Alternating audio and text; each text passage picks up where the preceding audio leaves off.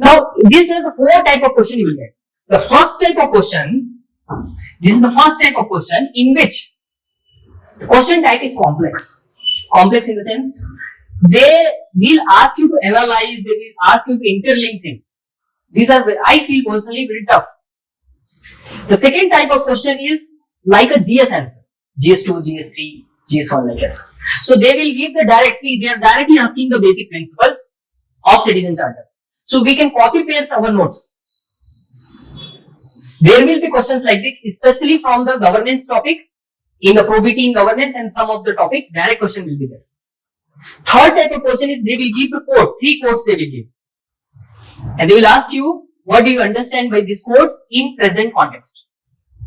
This is third type of question. Fourth type is case study. So in overall ethics, there are 4 type of questions. Now when there are 4 different pattern of questions are there, you can't adopt same strategy for all. Now when you go for the exam or when prepare, you need to evolve a different strategy to tackle this 4 type of question. How I prefer is the first 3 questions I write like this, because initial questions are like this only. Then I go to this kind of question because these are scoring. You can fill the pages easily because you are copy pasting your notes. Then later on you can come back. And this requires more thinking. We'll apply that thesis, antithesis and synthesis. That framework we will apply in this. Then we'll have the code-based questions discussion that time. In the case study, we need to have 10 different templates, different topics like environment versus development, sexual harassment at workplace cases, child abuse cases, corruption cases, work culture cases, like that. Different type of cases UPSC asks.